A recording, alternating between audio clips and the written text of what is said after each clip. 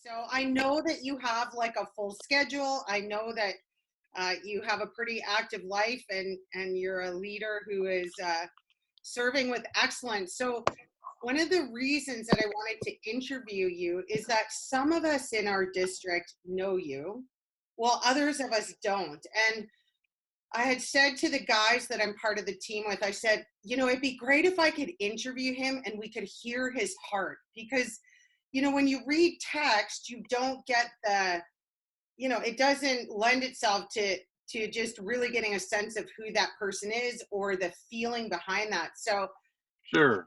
yeah, so I would love to know from you, because you're coming here March 18th. You're going to be in Saskatoon at the neighborhood with Yep. Pastor John, and his team will be hosting you. And then the very next day, you'll be at Pastor Brad's church at Avonhurst. So we're excited to have you. But when for you did God lay on your heart the need to focus on church vitality and growth? Like, when did that become just something you could no longer not pay attention to? Yeah.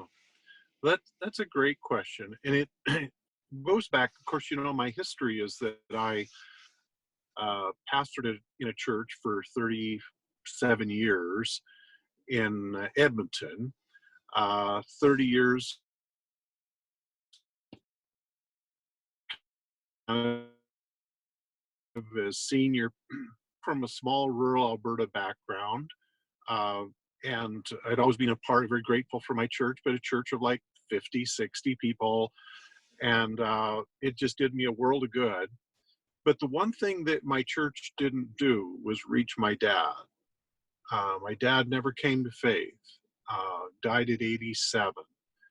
And I met with him, did some things that I'd prayed and hoped that God could use. But there was something that was in my knower from way back, is that thought, if I ever get a chance to lead a church, I would love to be able to lead a church that would have a shot at reaching my dad. Now, of course, dad didn't even live where I pastored. So, but the point was a church that would reach somebody's dad, somebody's daughter, some nephew from Nova Scotia that a mother or a dad, a sister has been praying for 15 years. And all of a sudden they show up in my church in Edmonton on a Sunday.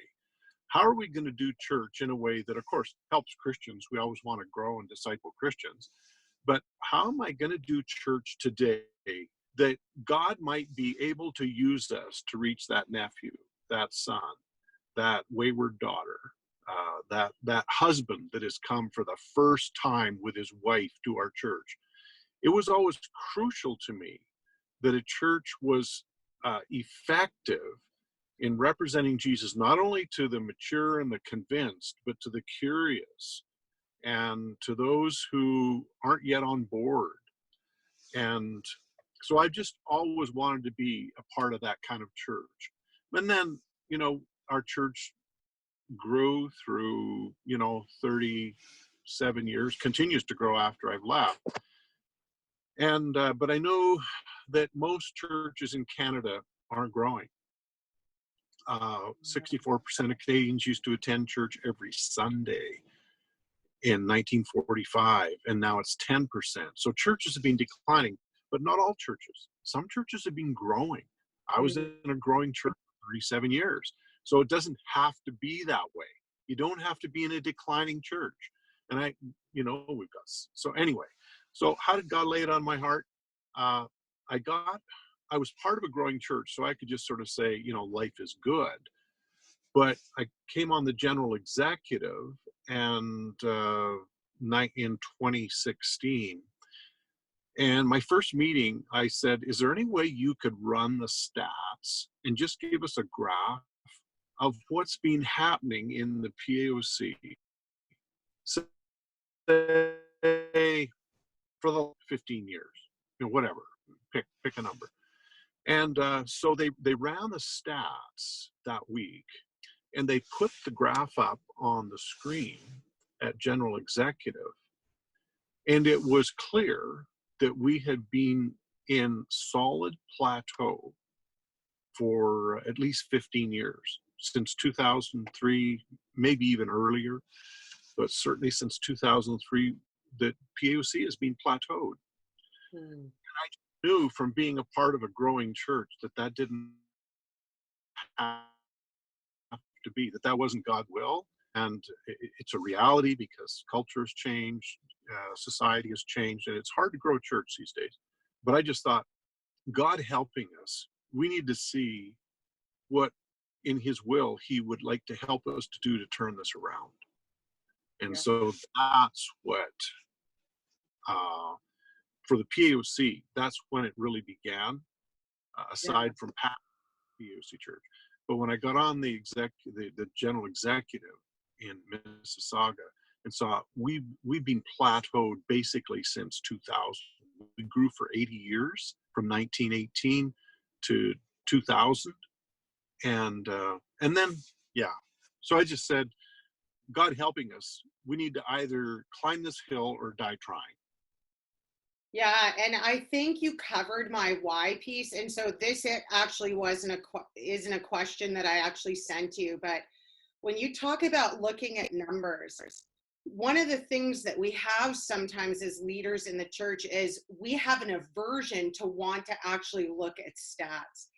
But Oh, as I was reflecting on the fact that I was going to talk to you this morning, it hit me that even in the Gospels, it records 5,000, 3,000 were saved that day. Like, it's not a tool to avoid. It actually is something that can help us. It's one tool of assessment. So if you could, and I know I'm taking us off course a little, but that's something I run into a lot is, why does this matter? But why does knowing our stats matter? well, um, I don't want to be in a numbers game because, that would just be like running a business, maybe, are we Yeah, profitable or something? But one is a soul. And uh, Jesus measured responses all the time. I think it's Acts 17 where it says, and the church grew in numbers. As you pointed out, day of Pentecost, 3,000. Um, the uh, There were 12 baskets full passed out, and Jesus, now go gather up what the leftovers are too. We yeah, won't just throw the leftovers away. yeah, We're going to give those to somebody. Like Jesus just was on top of the details. And frankly, it's a real concern to me when churches are averse to dealing with numbers because it often refers to something that's much deeper in that they are not, they aren't deeply constrained about fulfilling the Great Commission. Great Commission was we got 120. Yeah, now we got 3,000 on day of Pentecost. I want you to go out and reach the world. How are you going to know if you reach the world or not if you're not reaching more people? It's about growth. If you play pickup basketball and nobody keeps score, people don't follow the rules. They leave when they want. They walk off the court when they want. But if you're in a real game or if you're in the Super Bowl, believe me, they keep score. And you can't. The four laws of execution by a fella named McChesney said one of the indispensable laws of getting something done is that somebody's got to keep score. yeah. You have to We create don't we a don't know who. compelling scoreboard, right? And it has different feeders into it. But one of the Yeah, things is you are actually keeping a compelling scoreboard that keeps the team on track, that is encouraging, that when there's something, okay, we need to pay attention over here, right? Yeah. So yeah. And who's the other thing is churches count their money every week. oh Uh, yeah, I know. Yeah, right? not, We do. not all churches, not all churches count the noses, like how many people we hear. What's more important, the dollars or the souls? You know. So I think we should count the money, no Yeah. question. We've got proper account, but do we care who was there? Do we care how many were there? Do we care that last year there were 47 in church, and this year we're running 42? Where did those 5 people go? Uh, like, does anybody care? And so, if you don't count, you don't care. Mm. I just don't. I don't buy any excuses. So we need to track our stats, and as a denomination, I first thing on general executive, I said we have to know whether we're growing, whether we're declining, or whether we're plateaued. And the only way you do that is by counting. Yeah. So you need it is a measurable that helps us. It can Right. assist us. It gives us the That's information we need so that we can actually make informed decisions and, be in a discernment process together with the Holy Spirit going, God, what's working, what's not working, what do we need to do? So my next question for you then would be, who's responsible for it? So if we're talking about church health and vitality, who's responsible for it? um, leadership gives an account. Everybody's responsibility. I mean, safety is everybody's concern, all that sort of thing. We know it's everybody's responsibility to some degree. I really think that the most influential uh, person in church turnaround is a district superintendent. District superintendents hold the key to the lockbox. I didn't know that 4 years ago. I learned it by being one. Who Okay. creates the culture of district conference? Who has the influence to decide what the OBT, the one big thing of the district, is? It ends up being the principal leader. And I think in turning denominations around, it is the district superintendent permission. Dave Wells has to say, folks, we need to go that way. And so we need Dave Wells to do that. But operationally, who influences churches? Who fills empty pulpits? Who sends out the signals of what a win looks like? Do we know what a win looks like? It's the district superintendents.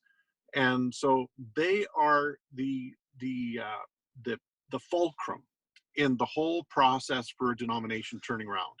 And of course, immediately subsequent to the superintendents, it's the pastor. No good congregation, no great board can do an end around a pastor that doesn't believe in reaching their community for Christ.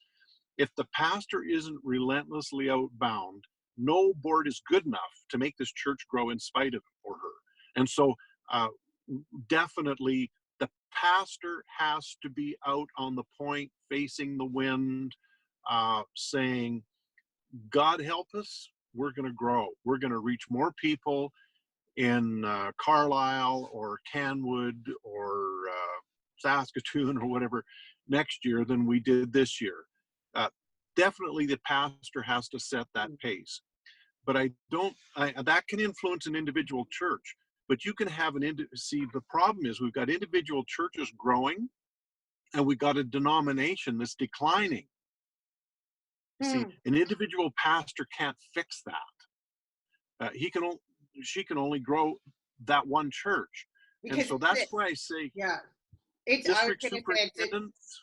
yeah, it's then it becomes, not just our local church, it becomes a family problem. Then it becomes, That's it. right, a family Exactly. concern. And we have to go, how do we rally around this and help each other get better at this and know what we need to do? And so my next question to you, because if we can identify it and rightly say that it's not just an individual pastor problem but a family, it's a collective family need, is where do we as Yep. leaders need to start? And you can speak to it at the local church or even as our family of POC, but where do we need to start? Okay. The the the actual irreducible minimum and there are always many tentacles and many aspects to solution of any problem. But the irreducible minimum is in the heart of the leader that commits to being relentlessly outbound. And you see, the opposite is to be inbound. It's to be a preference-driven church. We're about the color of the carpets. We're about more Bible studies that feed me for me, that put on good potlucks, good fellowship. All my friends go to my church. I just love my church, on and on and on. Everything is about me. I'm the center of this church. Make this church the church of my dreams, that looks after me and my kids and all my grandkids are saved. We don't need to grow because all my family is saved. We're all going to heaven. So, that's the inbound preference-driven church. And the outbound church is saying, what about those who have yet to come? Mm. But I said relentlessly outbound. And here's the kicker. Outbound works for right now or for this year. Relentlessly outbound is never satisfied. Say, we grew last year. Well, that's great. Let's have a potluck. Let's celebrate it, whatever. But remember, we're relentlessly outbound. What are we going to do next year? So we're up from 47 to 55 this year. Oh, that is so good. That's celebrate. Thank you, Jesus. But remember, we're relentlessly outbound. So now we're 55. How are we going to reach 60? Can we be 80? Can we double this church? Can it be 110 someday? And that's relentlessly outbound. Like we just never, never, never, never quit. And that's what's at the core of this thing. And many people are satisfied with just the balanced budget and peace and harmony in the church, and the Spirit seems to be moving in our services. Some are happy that we are slightly growing. But relentlessly outbound says, we're adding 3% a year, but we could add 10% a year. There are 2,300 people in this town, and we've got 50 people in church. That's good. But why couldn't we have 10% of this town in church? Why we couldn't have a church of 230 in this town of 2,300? Like relentlessly outbound is never satisfied as long as there are people who yet have to come that we haven't reached yet. We could put a satellite in a neighboring community. We can go online. We can run a service in that town of 1,500 where there are no churches. Relentlessly outbound just will not quit, never be satisfied with where we're at. So that's, to me, that's where it all begins. That's huge. And really, it's saying like the Great Commission is not done until Christ returns. So Right. we will spend our lives being relentlessly outbound because that is the mission of God, that we reach the lost and disciple the found. So you are coming to Saskatchewan really soon, and we're excited to have you. I know the team that I just recently joined with Josh and Norm and Louie. We're really excited that you're coming. I know some of our key leaders that know you are excited that you're coming. What is it that you sincerely hope to impart to us here in Saskatchewan by just coming and being present with us? What are your hopes and your dreams what do you want to come and impart to us when you're here? I would hope to give reason to consider making incremental growth the OBT of your district. OBT is the one big thing. Now, we all do 5 things, 10 things. There are multiple plates that we have to keep spinning in a district or in a church or whatever. There's lots going on. But you only ever, when there has to be a tip on the spear. There's a shaft on the spear. There's more to the spearhead. but there has to be a tip of the, what's at the tip of the spear in the Saskatchewan district? What is the really big thing? Is it, camps? Is it youth groups? Is it paying off the debt? Is it, the big 100th year anniversary celebration conference? What is the point on the skyline that we are headed for as a district?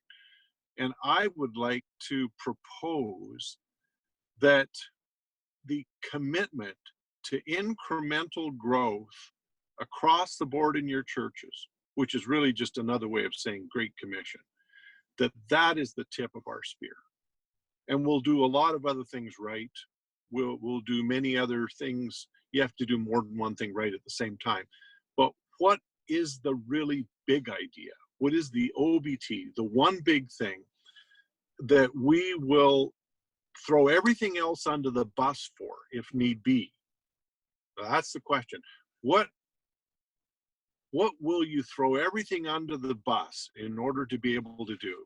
And I hope that you'll make the idea of incremental growth, reaching more and more people for Jesus until God calls us home. Mm-hmm. That is going to be the rallying call of this district. We're never going to be happy with plateau. We will never surrender to decline. We will never say it's hard to reach Canadians in a secular community, so we'll just have to accept it, I guess. We will never let those words cross our lips. We will be relentlessly outbound until Jesus calls us home, and we'll measure it by incremental growth. See, we call prevailing church. It has to be incremental growth as the first sorting criteria. Now, a prevailing church has unity, they have sound doctrine, they've got, there's leadership program, facilities, worship, discipleship, evangelism. There are lots of priorities in a good church. And, sound doctrine, unity, that sort of thing, paying the bills, that's all important.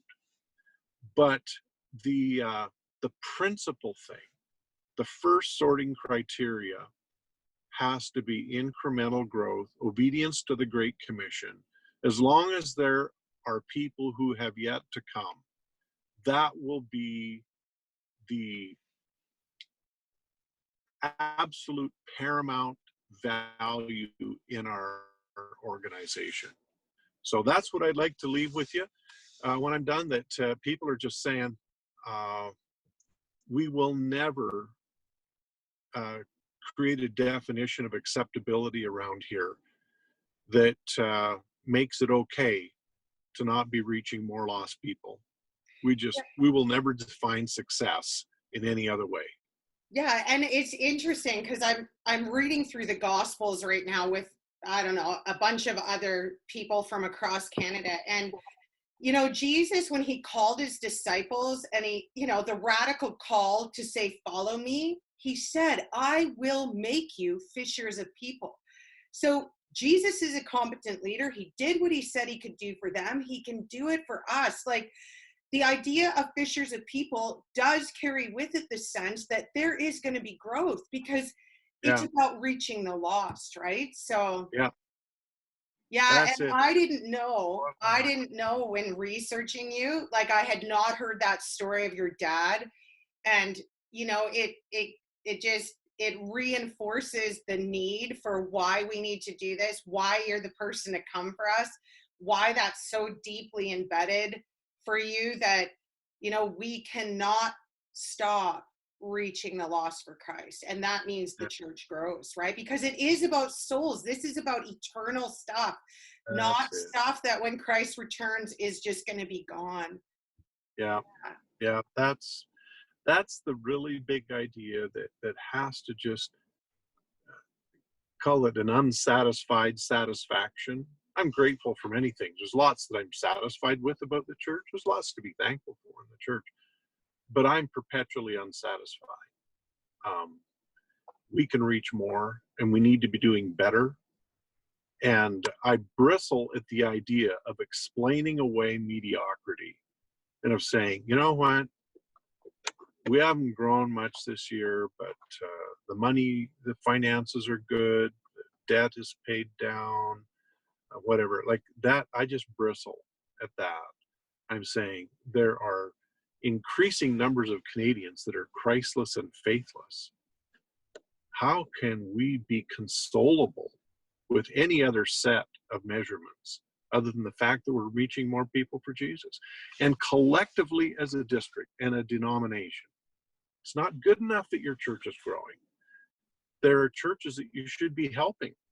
Help them get growing. Our whole thing in Alberta right now is to get prevailing churches helping other good churches that right now are not prevailing. Yeah. It's And that's everybody's what family does. Family helps each other, right? Here's what's working here, or here's an idea. How can I pray for you? Here's this resource. Can I help you with it? Which is really what you're doing for us too, in a sense, is you're not only bringing the passion and the experience, you are a resource, you're a gift. You're coming to us because you actually care about reaching the lost for Christ. You care because it is at the number is about souls.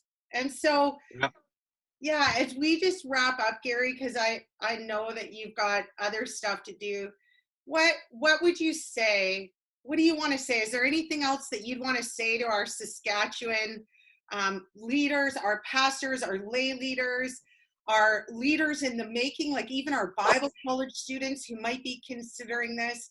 You know, what would be your rally cry to them? Why should we come and engage together as family on March 18th or on March 19th?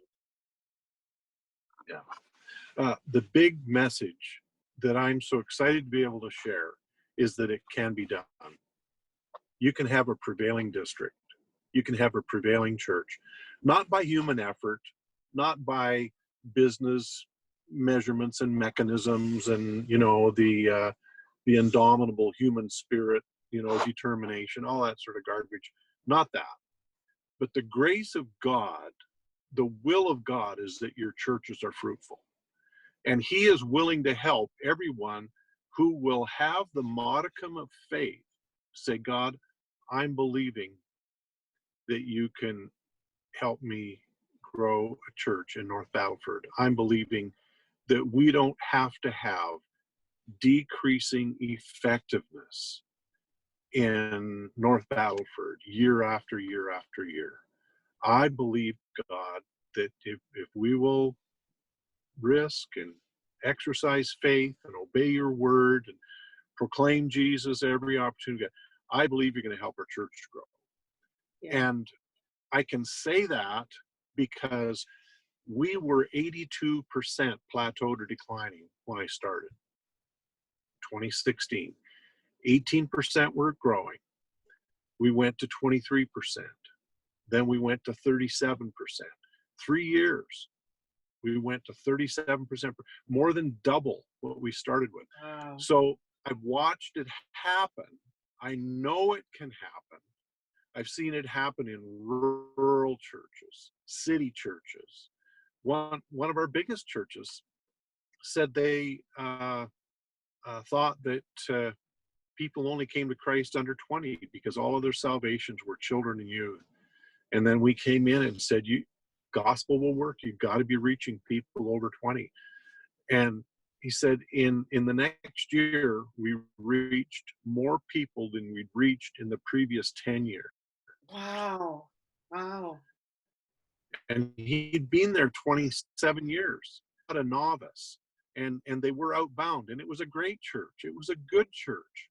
But just said, with teaching us to raise our faith goals, that you can't, the gospel will work. It's the power of God unto salvation to everyone who believes. It will work in Prince Albert, it doesn't just work in Saskatoon, it'll work in Prince Albert. And you can reach people there, but we need leaders of faith who will say, we're not accepting no for an answer. That God's going to help us. So that's what I want to impart to you. Okay. Awesome, Gary. Thanks for joining me. Thanks for taking the time. So to all of our Saskatchewan pastors, leaders, lay leaders, Bible college students, come out, join us at the neighborhood March 18th, and join us at Avonhurst. If you can't make Saskatoon, we're going to be in Regina March 19th. We want to connect with you. This is a family event, and we're in this together. So let's come together. Let's learn. Let's grow. Let's be challenged, and let's allow our faith to grow together. So, okay, Gary, we'll see you on the 18th. Looking forward to it. Okay, take care. Bye-bye. Bye.